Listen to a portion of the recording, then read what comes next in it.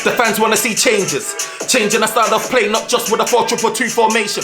Not just good football on occasions. Not just good for a third of a season, and then we give them a contract extension. So much wrong, but no time to mention. Fam, the fans just want to see changes. The fans want to see changes. Changing the style of play, not just with a 4-2-2 formation. Not just good football on occasions. Not just good for a third of a season, and then we give them a contract extension. So much wrong, but no time to mention. Fam, the fans just want to see. What? Yo, this is the OT99 Banter Room where opinions are shared and smoke gets served. We're back again with another show. It's been a long time, NK. Look, Manchester United, we had a break from them. You know, international break was on. England was playing. Internationals don't really excite me, you know what I mean? England don't really excite me, but it gave us a nice rest away from all of the stress because we were getting a lot of headache. Look, internationals as well for me personally. I felt more heartache because your Ghanaian nation knocked us out. Get me the bragging rights. You lot won the jollof competition, the jollof. Okay. Added stress. Get me, man. Like Thomas Partey, big up to him. You know what? With the AFCON, it's one of those ones where, like, obviously it hurt. You know, anyone that knows anything about African Cup of Nations or African countries in general, Ghanaians and Nigerians are pretty close in a sense. We're like brothers, that bicker, that banter. Do you know what I mean? By the end of the day, it's all love deep down.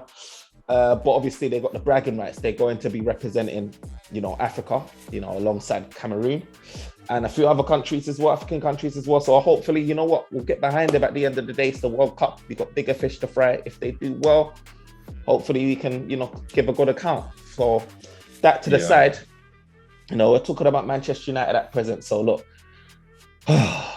I feel like this is the second time I can remember anyway that Manchester United played this setup, this formation with no striker, playing Bruno and Pogba. I think the last time we played it was against City, where we had a decent first half. I think maybe we had not even a first half. I would say probably had a decent 20 minutes. Yeah, 20 minutes, and then it all fell apart.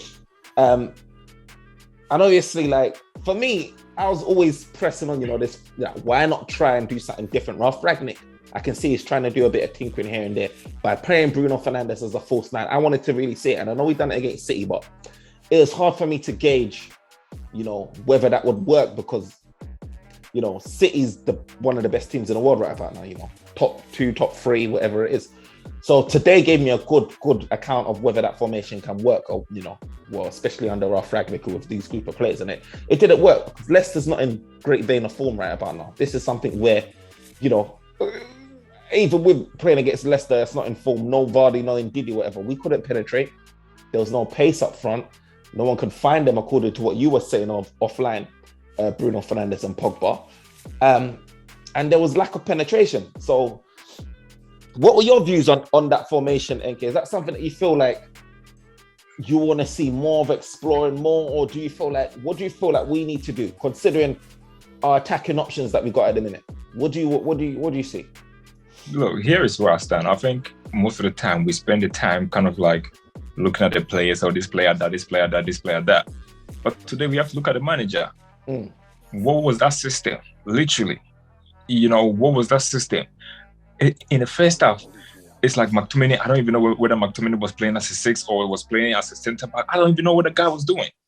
Literally, I don't even know. Like, he was just playing the 6 alone, and Fred was more like trying to do like a box to box. We all know it doesn't work like that. And yet they were just doing that. Ralph literally got the whole setup wrong. I think, yes, Ronaldo got ill.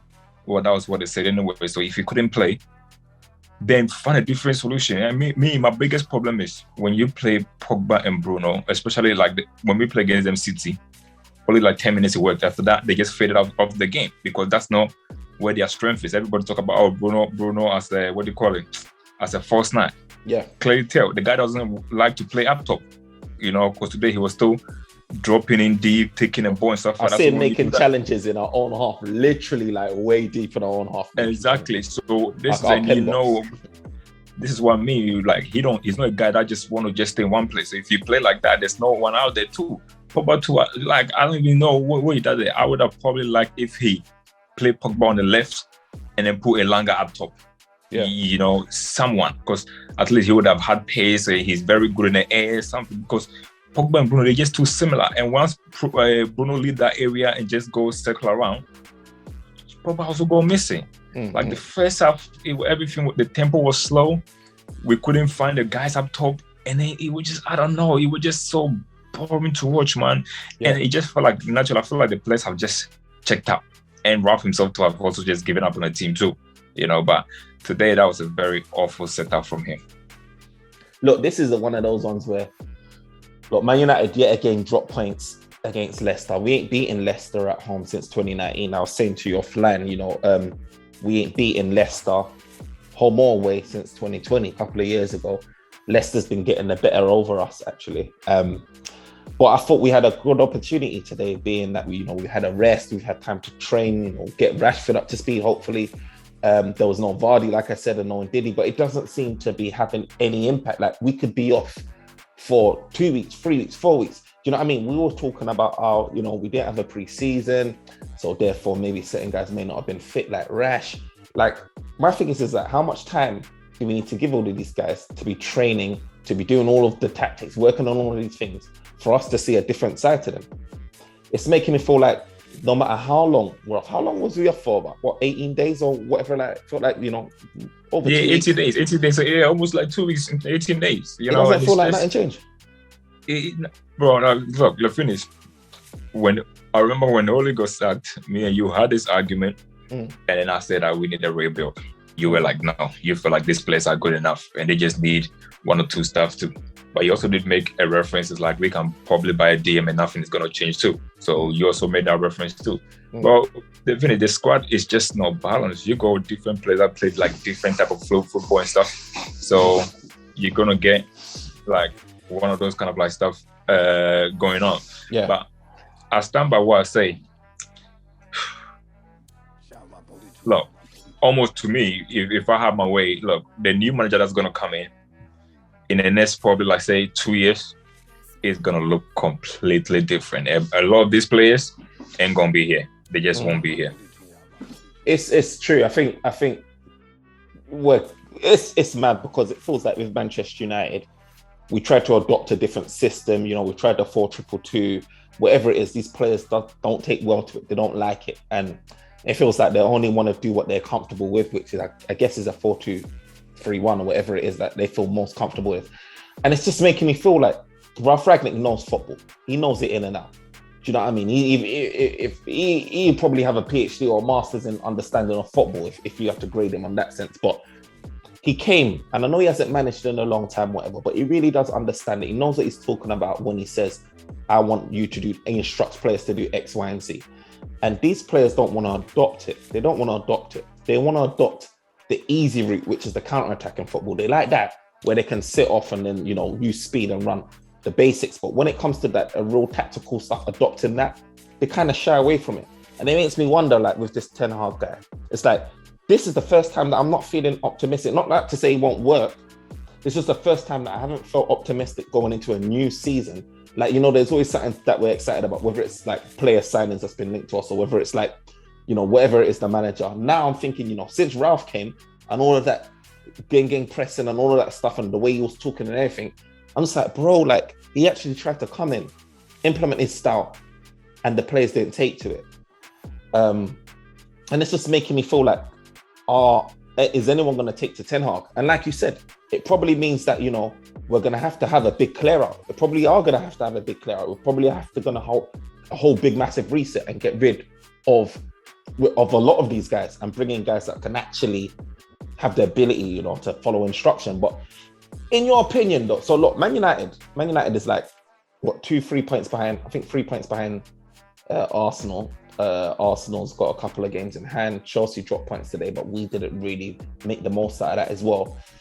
But for you, just going back to the player thing, who do you think in this team will be left when Ten Hag comes? And like, who do you think can adopt his system? Both those guys that are on loan and the guys that's head. Who do you think will be keepers, and who do you think is probably not gonna? Let's just say he's gonna be keepers, because the rest I'll just put it down. Look, this is where I stand. I mean, before I even go on to the players too, but we talk about Ralph too. Ralph is one trick pony too. He only know his style of football. After that, once his style of football don't work, he doesn't have nothing else to go back on to too. So he's also just like the players too.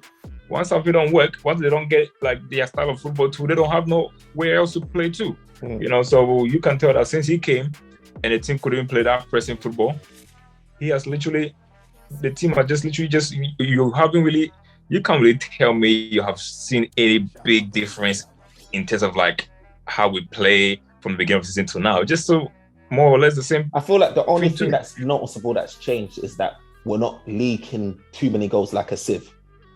Right. Outside of that, you know, it's like it's just the same thing too. But in regard with the players, well, a lot of them, I feel like De Gea, I think he won't survive because we want to like, especially if Ten Hag comes. I think if it's Poch, which I already know it's not going to be Poch, but obviously let's just let the rumors go. But if it's Ten Hag, De Gea can't play from the back, so he'll probably go. Maybe they'll give him a year for him to just try and make him work in the system. He won't be able to, so they will move him on. That's you look at right back, Delort. He's young. See, with him, because he's young, I'll probably say maybe he might be around, but something tell me that he won't too, because there's something about him. When he has get a chance to be in a team, he hasn't taken the opportunity. I know you can say, yeah, he's young, but I haven't actually, like, since Wan-Bissaka went out and he came in, I put up for like, you know what, come and make a stake for claim. He ain't done that, you know, so I'll put a question mark on him because maybe a good manager can develop him. So with him, I'll put a question mark.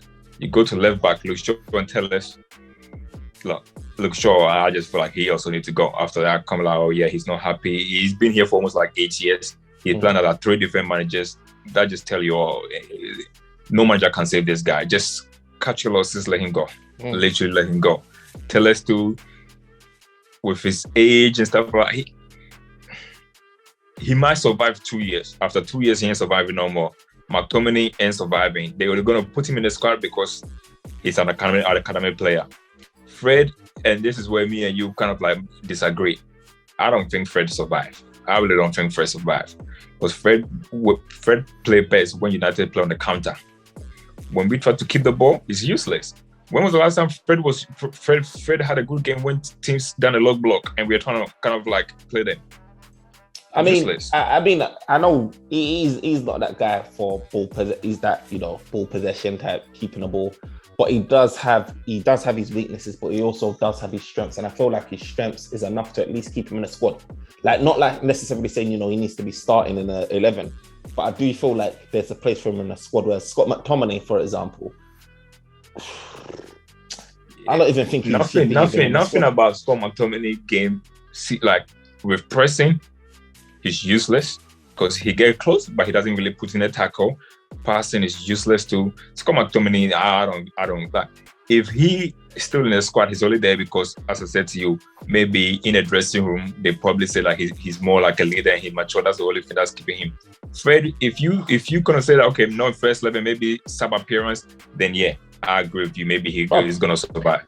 We're missing the point that even with Scott McTominay, that obviously he gave you the ball. He was sloppy today, right? But also with Scott McTominay, man, there's that question of, should he even have been on the pitch? Because that tackle that he done was mad reckless, bro. And I don't even know, like, if in my opinion, I feel like if the referee got sent to the monitor, just like he got sent to the monitor where who got fouled? I don't even know who got fouled again. Was it Varane or whatever like that? Varane before they, ruled out Leicester's goal. If it was what do you call it? If the ref got sent to the monitor for Scott McTominay's challenge, bro, Scott McTominay probably would have got shown the red. Like, he's lucky to be on that pitch. It was a reckless challenge by him. Yeah, that could have just been salt to the wound. It could have been just salt to the wound, man. That's what I don't. And this is where sometimes you have to question Ralph too. That's why I said since Ralph came and his tactics didn't work, he just hasn't done everything. Today's game, what was McTominay doing on the pitch? It should have been Matic starting the game, but we all know that when you want to play that and give Fred the freedom to move around, you play a proper 6, which is Matic. And that's always been working, Honestly, I won't be surprised if we get him hacked and they actually offer Matic like a 1 more year contract, because he will probably prefer him than he will prefer Fred or McTominay. because he's very good on the ball, you know, and he will find a system to just make sure that he doesn't use his leg. He done that with Ajax with what do you call it, blame, you know. So yeah, from Rashford, I think Rashford needs to go. Rashford, he has to go. His body language, and I'm not even talking about his ability. Every player kind of like go out of form, but the way he is mentally, you can tell that he just giving up. He won the love. He won the fans to show him the love. But I'm sorry, you cannot get a love when you're playing like this. And I feel like it's really kind of like affecting whatever it is. I think it's affecting that he just want to say goodbye to United and go have a fresh start, because he's not one of those guys. So that I don't think he can pull it out. You know, I really don't think he can pull it out. With Rashford, you can clearly see it on the pitch, like you said, his body language. He's going through a lot mentally. We saw it, you know, we haven't been online for a while yet, but we saw how the stuff came out of Rashford when, you know what I mean, he lost his cool, basically. It wasn't over, you know, I think the media overhyped it a bit, like, but he obviously responded to the fan. Yeah. And they said, you know, he lost his cool, whatever like that. And then obviously you saw on the pitch today where towards the end of the game, like he was running on with the ball, Elanga was offside, and then he kind of tries to take the ball off Rashford to shoot. And Rashford sort of he slammed his hands on the ground. And that's that frustration, basically thinking, like, you know, you just cost me potentially a goal scoring opportunity. You potentially cost us from, you know, winning this game. But generally, like, it just shows that, you know, he's had it up to here, Rashford, in terms of the criticism, the probably abuse he's getting online, and sort of the critics, and angry at himself because he's in a position where he knows that he's better than this. But for some reason, he can't get himself out of this rut. For some reason, he can't even do the basics. And it's frustrating for a player, but for me, it's just like, I don't know. And again, is it when I see him not playing, not starting today, it highlights the big issue that we've got in the team, that we are playing Bruno and Pogba up top while Rash is there. And Ralph Ragnick, people say that he got it wrong. I know Gary Neville was criticizing Ralph Ragnick and this and that, saying, you know, he should be starting.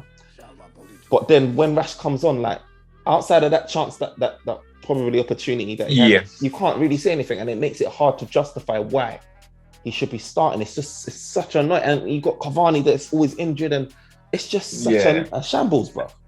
And see, that's the thing about Rashford is when he's not playing, you feel like, oh, if he come on, he's gonna do something. But when he's on the pitch too, he just doesn't offer nothing. I mean, today, personally, I feel like maybe in the first half, if he was to start the way we were set up, for example, if he was to start instead of like the Bruno and Pogba, it would have probably made a difference, because maybe his runs would have just stretched Leicester a little bit, you know. But when he came on, we switched formation, so he was literally like not effective at all. But the thing about him is, as I said to you, he got 1 year left on his contract with an additional option of an extra one. You do not, because we've rewarded Bruno a contract, which I don't think he deserved it in a way. I don't think Bruno deserved that reward. If they offered him, like, say, I think the negotiations started last season when he was playing good, and they wanted to extend it because they wanted to offer him more money. Yeah. But since this season, when he's coming in, he's just been bad. They should have just paused that. You know, they're going to do that too. There's rumors that they want to start contract negotiation with Luke Shaw and Rashford, which, if this club do that, it's just everything wrong. All this thing that we feel like, oh, there's hope. There is no more hope. You know. Let me ask you a question on that though. On these contract renewals, yeah, it's weird, right? And this is why, like, it's just raising some alarm bells, right? Because everything that we've been hearing in terms of player signings, right? It's all been linked down to, oh, we ain't got a manager in place, we ain't got a manager agreed, therefore we can't, you know, go show concrete interest and go, like, you know, talk to people and put in bids maybe offline. But then when it comes to renewing contracts in a club, we're doing that without the manager's consent. Now, we saw with Ten Hag, for example, if he's going to be the right man. He already came out and said, you know, he wants to be involved in the decision making, he wants to be involved in the acquisitions of new players. So in my mind, I'm thinking, in one hand, you're saying, like, you know, you can't talk to players, you can't, like, you're missing out on probably Nuno Mendes, all these guys potentially. What's the guy? What's his name? This Sporting Lisbon striker. Nunes or whatever his name is. Oh, yeah, Nunes, yeah. You're missing out on him, or potentially because Arsenal was linked with him. But then you want to extend all of these guys' contracts. And if this manager comes in and says, you know what, this guy ain't a bit of me, but now you've given him a new contract and he's earning 200-300k a week, what do you do about that? Well, but here is where I stand with it, especially with like the Bruno one. Well, with the Rashford and Shaw one, I'm not quite sure if it's really true that they actually negotiating it. But with the Bruno, I always say, for example, if I go to a job interview, I always ask the company's question too. So we know for a fact Tim Hag has been interviewed. So my question is, maybe during the interview process, maybe what if he asks the question about, what do you call it? Or they ask the question about what kind of players do you see in the squad that you can be a good use of, And then maybe he probably going to say like, you know what, I like the way Bruno plays. I feel like I can get the best out of him by playing so and so this position. So maybe because of that, he said, okay, then maybe he see him as part of his plans. And in regard to also being linked to like Declan Rice too, maybe he probably like maybe the club asks them, look, DM is a place that we struggle with. So this is our shortlist. What do you think of our shortlist for potential players that we can buy for DM? And he can say, okay, you know what? I've probably watched a bit of Declan Rice. The way I play, I like my DM to play so and so. So I feel like the shortlist is kind of like good or not. So I don't really put too much into it. Maybe they will not per se tell the players, or maybe they will. We don't know that yet. But as I said, if Tim Hag had an interview, I'm pretty sure he would have been able to let the club know the player that will fit in his thing or not, because there was a quote that came out to say that he said that he is not going to compromise and play players that will not suit his system just so that he can just fit them inside. So maybe with the Bruno one, maybe they did have that conversation during his interview process, and he probably said, you know what, he's a player that if I come there, he'll be a big part of how I play. If they fall out or not when he's here, it's a whole different question. So I feel like maybe that's why to that he probably would have done that too. But if they are working on signings, my guess is whoever they are trying to sign now, whoever the next manager is going to be doing their interview, they would have had conversation in terms of like what kind of players they will potentially need or where the squad lacks now. For example, we know we need a striker and we need a DM. So during the interview process, it would have probably come up in that conversation for them to also put in their two-piece, whether what the club is going for, whether they agree with it or not, And if they were honest, then and the club hired them, then I'm pretty sure they will probably get the right kind of a profile that they want. That's how I see it. That's probably a point, because I reckon they probably would have had some offline calls. Because if that's happened, then obviously it's Ten Hag's already been agreed in principle. It just hasn't been announced, right? If we're making these decisions based on the fact that Ten Hag likes these guys, then we're obviously thinking as a club that, Ten Hag is going to be that man that, oversees these players going forward. It's just, I just wish that we could have been making progression and having those discussions as well with future signings as well, because Man United's got a lot of work to do. It's going to be an important summer. Do you know what I mean? There's going to be a lot of contracts that needs to be sorted, whether they're going to be extended or not. There's going to be a lot of players, obviously, that's going to be, Pogba's situation. There's going to be a lot of players that we just need. We need a winger, we need a striker, we need a DM. We probably need a centre midfielder as well. Someone that, we need a lot of guys. And I think behind the scenes they know something, because if you are Bruno Fernandes, why would you commit your future, like another 5, 6, 7 years of your future? You talk about you want to win trophies and everything. So why would you commit your future if you don't really know who the next manager is going to be? Do you get what I'm trying to say? So I think these people know things that we don't know. We are speculating stuff, but behind the scenes they know, because no way you commit your future 5 years. You sign a 5.5-year contract when you don't know who the manager is going to be. You just don't do that as a player that is ambitious or want to win stuff. You just don't do that. Facts. I agree. Look, this is tough with this squad, because like some of our, obviously you see Bruno Fernandes, he's signing a contract. You can see that he's committed. He wants to play for the badge. This is the biggest indication that he wants to do that.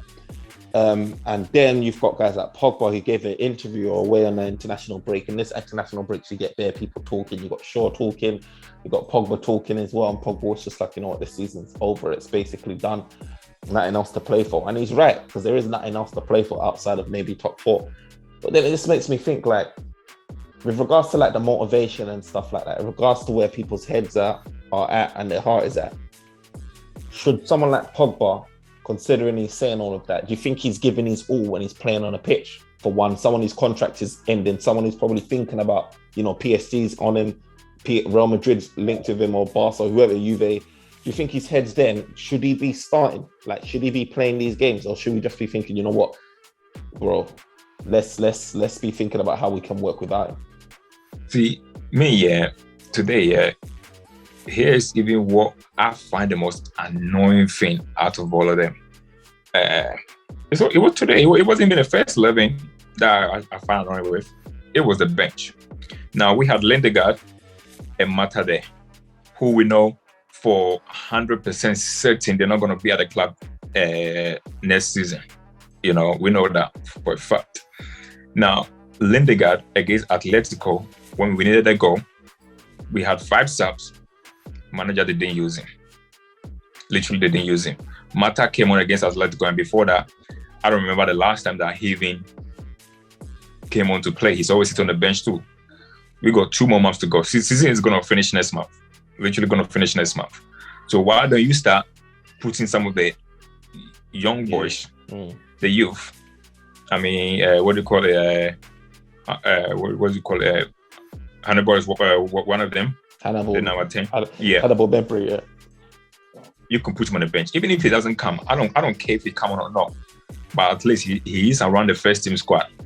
Going to the hotels before games, warming up, soaking out how the atmosphere is like on the stadium, being a dressing room, so that they just understand certain tactical too. So that next season, if the manager come and they take them to preseason, it will be easy to just put them through. But then you put Lindegaard today. Did Lindegaard come on the pitch today? No, he did not. Did Mata come on the pitch today? No, they did not. So why are they sitting on the bench for? Why are they sitting on the bench for? It's just ridiculous, bro. Season is over. They went to international duty. They even said it themselves. It's over. So if that's the case, start giving them young boys that want to prove something, that want to just get into the team next season. Not the ones that are leaving.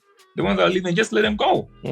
It's only 2 months. Their contract is going to be finished anyway. Just let them go, man. So what if you're paying them? You don't need them no more. Like, it's just pointless, bro. It's just pointless. That kind of thing. I agree. I feel like, they ain't never going to touch pitch, and it's just wasting space. It's wasting space. But do you know what is a bigger bother to me, though? It's the fact that like our most consistent guy, attacking wise, well, maybe let me rephrase that. Our guy that was showing a lot of promise and was building up consistency was Sancho, right? He was someone that, we was getting excited about, was growing from strength to strength. Today, I didn't see anything, bro. Like, I didn't see, I see a couple of times where he stands up the ball here and there and tries to be mad cute and delicate and that, but I didn't really see anything threatening our position half. And I'm just getting a bit, I hope he doesn't slump back into that. Yeah, but friend, look, let's be honest. Sancho had a poor season. I don't care what anybody says. He had a poor season. He only had like a low purple patch in the last few games. Atletico was a very tough game for him. Atletico was a very tough game for him. So we understand that. Today too, I told you today, and this is why me and you, we were arguing a lot on WhatsApp today. Because as I said to you, when you play that Pogba and Bruno, because Bruno just don't stay there. He won that one. Pogba too does the same too. They kind of get into this guy's space. It wasn't just Sancho that had a bad game too. Ilanga too wasn't getting to the game, especially in the first half too. He just wasn't getting into the game because these guys were getting into the space. Second half just became a game of like everybody was just like attacking each other. So he just wouldn't learn anything until that. But I hope he probably used this season to get used to the Premiership, because next season we're going to demand more. Fred has scored more goals and assists more than Sancho this season. That's unacceptable, but for a player that costs 70 million. So this season he get a pass, but next season he won't get that. Definitely won't get that. I mean, I see. You know what it was like? I looked at that and I was thinking, I'm just watching City and how they do it. No certified striker and how they do it well. You see your Phil Fodens, your Grealish, and I don't even know who played today, it's Sterling or whatever. And they just make it work. And then I'm just like, you know what? Why not? You know, why shouldn't we just try that? But for us, I feel like I don't want to see a 4-2-2 when I say Bruno's a false nine, and every time we've played that. Do you still think Bruno can play the false nine though? Bro, I feel like after seeing this what he done today, I don't feel like against City. I feel like he could, but just not in Man United. Like I think like if he was in City, for example, he'll be doing well. I feel like Elanga as well could do it if he was in City. I feel like it can work. I just feel like our team is just not ballers. They're not like they just can't gel, they can't link, they can't string 3, 4, 5, 6. They can't hold possession for like 5 minutes straight, like City can. So it's one of those ones. But I just thought, you know what, City was doing it. Can we adopt it? Can we do that? Like, is it a tactical thing that we just need to, you know, once we get it right and then boom. But I think it's more than that. I think it's a bit of tactics, and I think it's just the ability of certain players. They're just you need technical gifted players to be able to play that. United, we don't have that. We just don't have that at all. And you know, maybe Donny van der Beek, you know, if he was in the squad, he could have helped someone. And I don't know. Let's see what Ten Hag does if he comes and manages. We'll see what he does with Donny. But we need more guys that are more technically gifted. You know, pass the ball around and hold up possession. Don't lose the ball too often. Not sloppy passes like you see from Scott McTominay and all of that stuff, or killer passes all the time that you see from Bruno. Hold the ball, hold possession. So yeah, man, it was a mess. And the only other thing I could see that is work, we just got to stick it out with Ronaldo. I know people complain about Ronaldo. They say, you know, some people say he's a luxury guy. Some people say, you know, but to be honest, if you look at it, you deep it, he's the most. When it comes to centre forwards, he's that guy, and we've just got to make that work. Like we can clearly see now, there's no debate about that. So we just got to make it work. So I'm kind of done with the whole fact about let's rest Ronaldo and try and do X, Y, and Z, because it's not working. But with this 4-2-2 formation, I would have liked to see like Bruno Fernandes advance. You know, like you have City, you have three of them in that sort of diamond spearhead attack. Man United's playing this double too. I would like to see Pogba sit behind Bruno. Bruno can have that positional sort of discipline. And then Pogba sitting behind him, and then you can have your. But that's the thing. Bruno's never disciplined, though. He's not going to be disciplined to hold up there. Bruno's never disciplined. Look, it will not work. As I said to you, maybe when Tim Hag comes in, or like when you get that kind of like managers that are more daring to kind of like try this kind of like stuff, they will. It just won't be these players. It just will not be these players. A lot of these players will not be able to do that kind of like stuff. So as I said, going forward, for us to do like stuff like that, where tactically you are just trying to surprise opponents and by just tweaking certain stuff, you have to do that, because you can only do that with technical players. Without that, this kind of players that we got, you want to try something fancy, bro, do 3 at the back or 5 at the back. That's the only thing that works for these guys, bro. None of this other stuff like that. They're not intelligent enough, and they don't have the best of abilities enough, the gifted abilities enough to be able to like do those kind of like stuff. They just don't. So before we wrap it up, our next game is against, let me just double check, Everton. We're away, against Everton next week. What's your score predictions on that? 2-0 Everton.